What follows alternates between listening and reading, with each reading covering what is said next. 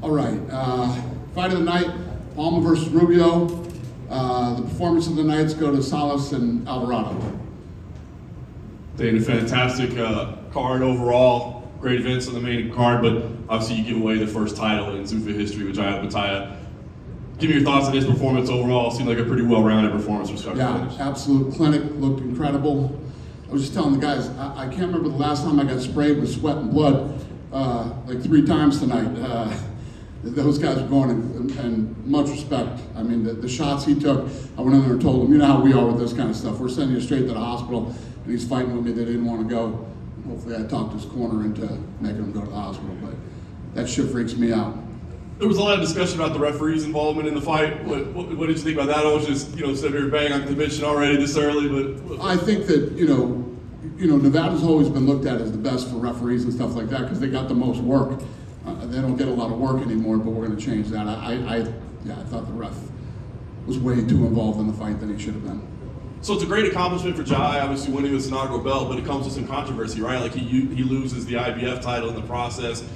Weird story this week. We touched on it a little bit last night, but I mean, what are your thoughts on this? They initially say they're going to support it, and they withdraw support of it this week leading up to it. Bizarre situation. What are your thoughts on it? Yeah, I mean, there's no doubt that he's the best in the world, and he paid his sanctioning fees. They flew a guy out here, and then saying they were disrespected at the press conference. The belt was in front of him the entire time, and he held it in his hand when he did the face-off. The Zuffa belt was in the middle because nobody had it. He had the other 2 belts, and they were fighting for that one. So I know you said these sanctioning bodies are kind of doing your job for you. Do you think that people are starting to see, maybe the ridiculousness of some of the sanctioning fees and their decision to just pull? The fact that you're asking me that means that that's exactly what you guys think too. I mean, it's pretty clear what they're doing and what's going on, and I see lawsuits coming. That's what I see. Yeah. Well, afterwards, Jai said, "Listen, I do want to be undisputed." So, what does that mean to you? Like, what can you work with these sanctions? Well, he wanted this. He wanted to fight for the belt. I mean, when you think about it, the guy has. I think he's fought for the IBF title like 11 times or something like that. He's defended it, broke his jaw in 2 places one time and finished the fight. And that's the way they're going to do it. It's very, very odd and very unprofessional. Yeah. So we'll see how this thing plays out.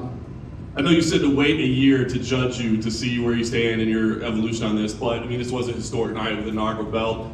Where do you feel like you made progress after just 4 events compared to where you thought you'd be? Well, I think we're going to get better every single fight, and then I keep telling you every time I come to it, we now have 22 television deals in 88 countries.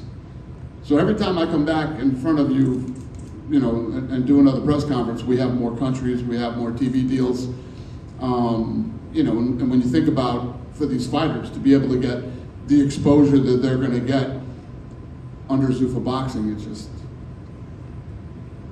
we're 4 fights in and we're second to literally none. I believe you have the top 4 boxing gates here in Apex history as well, the venue record. No, but we keep breaking the merch record. Yeah? The merch record keeps getting broken. Yeah, we keep breaking the Apex merch record. Well, I wanted to ask you, because the atmosphere in there was pretty spectacular. I just want to ask, from both an MMA perspective and a boxing perspective, like where the venue stands in terms of growth. It sounds like maybe it's even going to get bigger and more expansion. Like, what's going on with the Apex? Yeah, well, the expansion will be done here. I mean, have you guys seen the bathrooms? We had porta potties here like 8 months ago. You know what I mean? The bathrooms look like you're at Red Rock now. The food, we have a real ticket box office outside.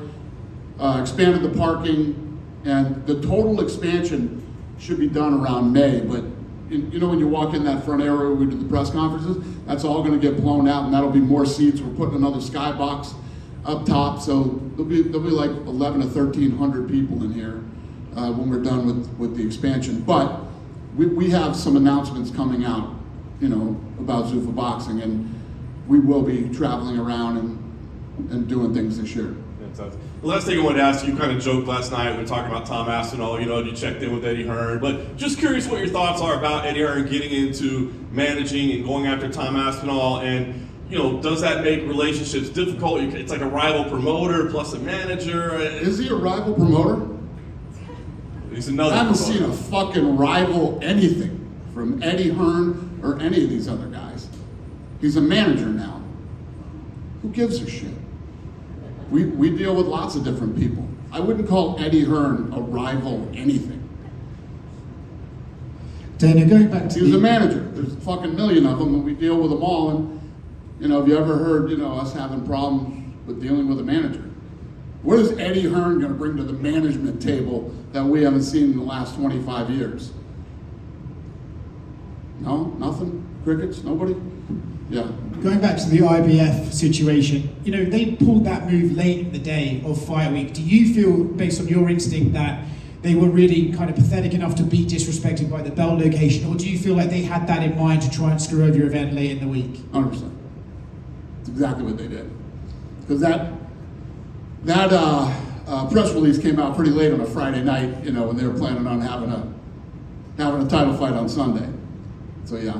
You always knew that the sanctioning bodies were going to greet you, not exactly with open arms. Were you expecting these sort of plays from them, or are you a little bit surprised how out of the way they're going? I was expecting a lot more from boxing, period, than what I've seen.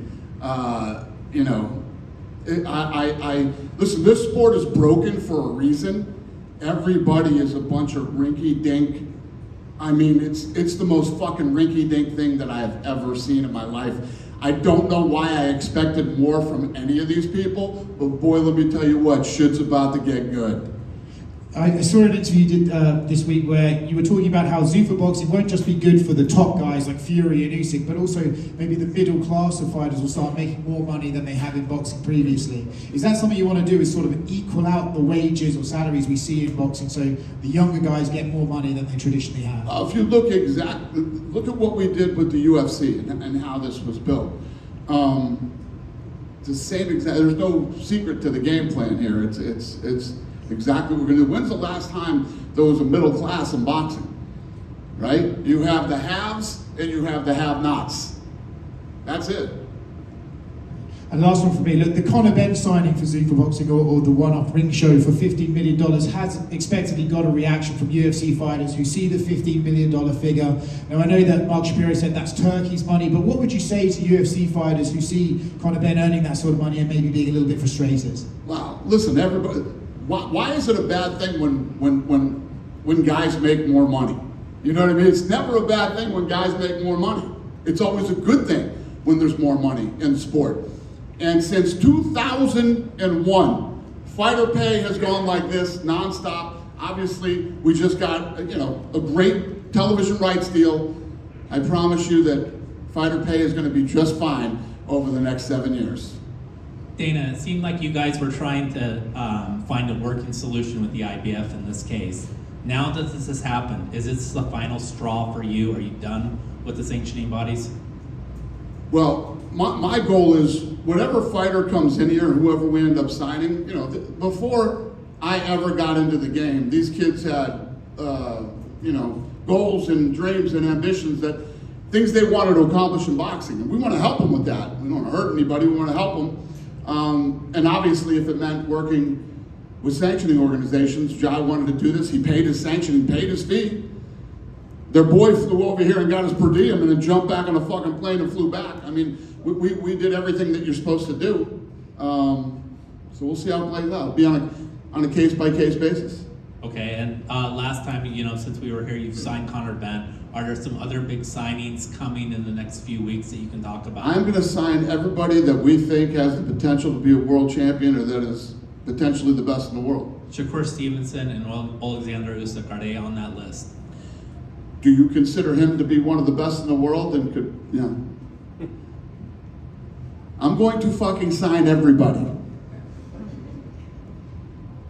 Everybody. And we're gonna end up doing more fights this year. I mean, this has been such a joke coming into this business, and these people are so unsophisticated and so bad at what they do we might actually be doing 44 fights this year, just like the UFC. I heard Hot Rod and Umar Zambaka will be in July for the light heavyweight Zuffa title. Is that true? We'll announce it when it's ready. Thank you so much. Tina, from Yep. right here. Other side right here. Yep. I don't know if you saw, but this morning John Jones went on a bit of a Twitter tirade, and then you ended up deleting them. Have you seen his comments? No. Or he basically very heavily pushed back on you, saying that there were no negotiations, and then I never said there were no negotiations. I never said that. I said, were they talking to John Jones? They talked to everybody. Everybody was talked to.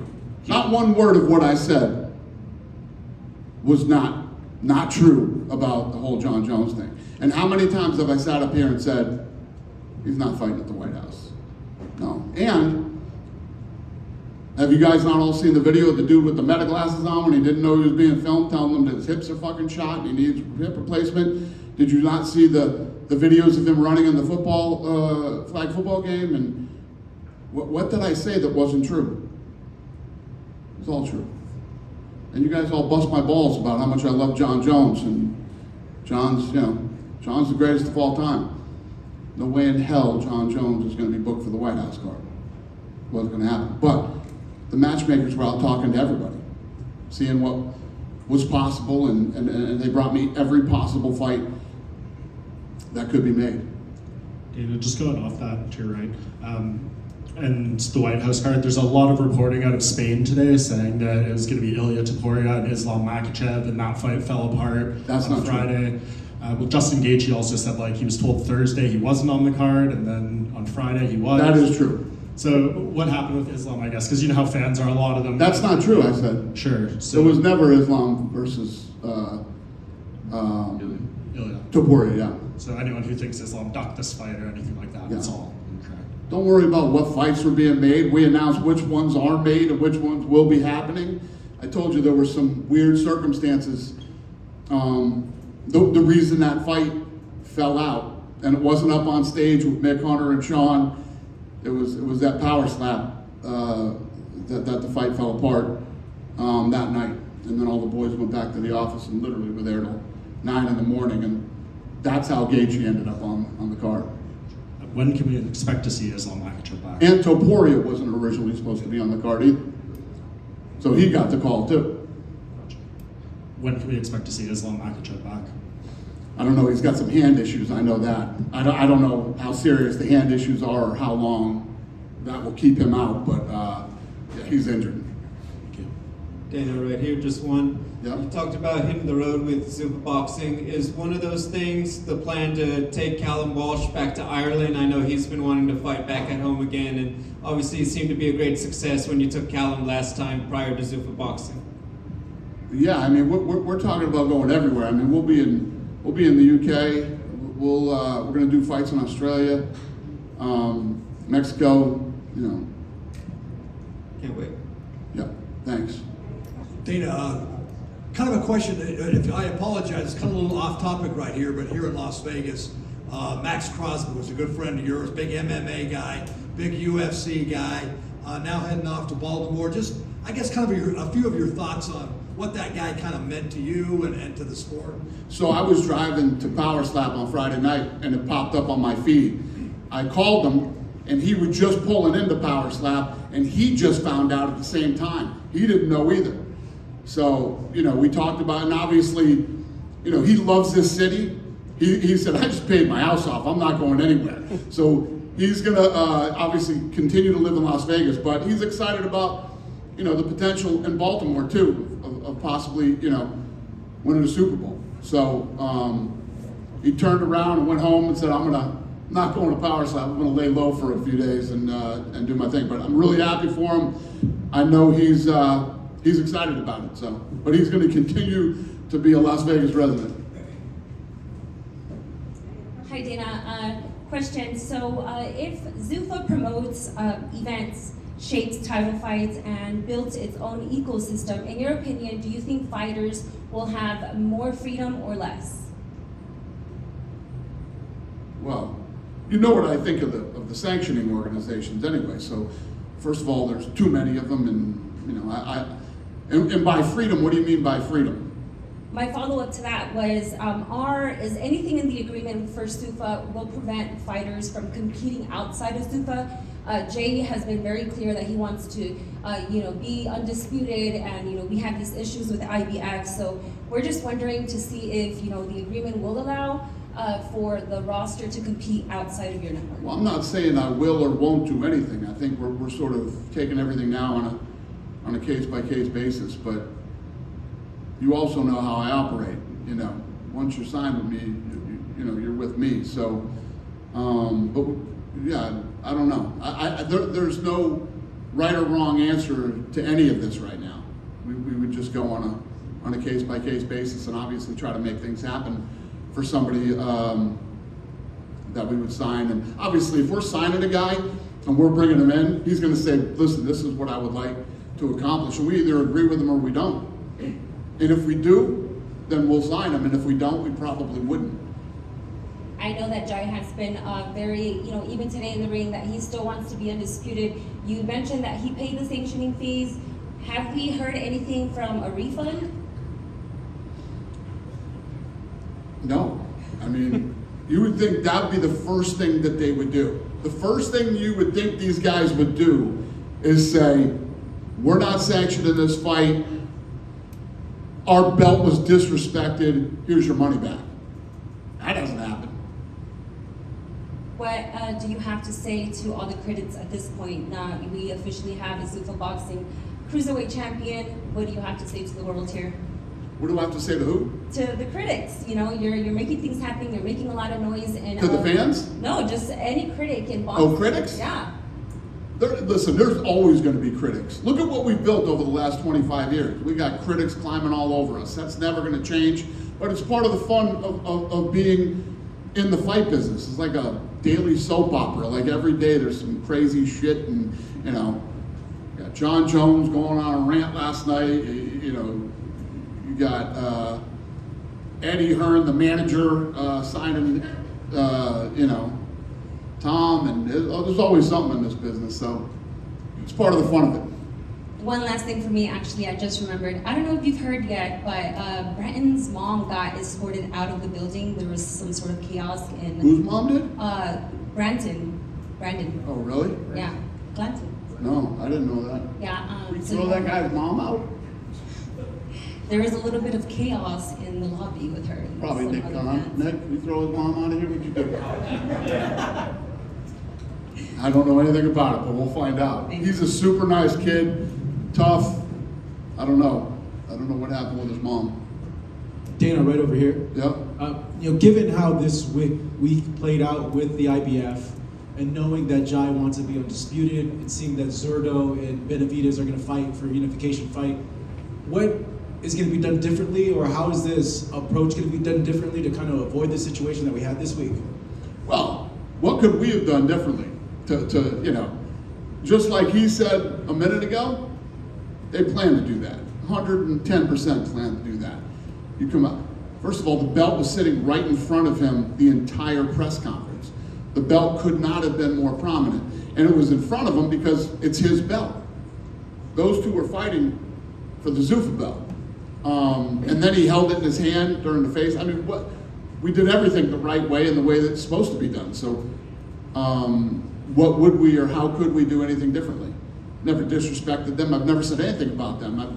When you think about, the WBC, when he went out on that big tour doing all the media, I'd never said anything about the WBC other than, I wasn't interested in working with the sanctioning bodies. That was it. I never called anybody out specifically or said anything negatively about any of them until about 10 minutes ago when I talked about basically the sport as a whole, and all of these guys are involved in the sport, and they're all fucking rinky-dink. Literally every one of these people are the most rinky-dink, bottom feeder, low-level people that I have ever, I don't know what you'd want to call it, been in business with. Beating up babies. Fucking nothing, no resistance, no competition, bottom feeder bullshit, like showing up and grabbing your fucking, what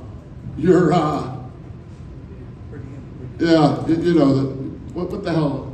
Yeah, your per diem check and jumping back on the plane, flying home. So how much was his per diem check? $200.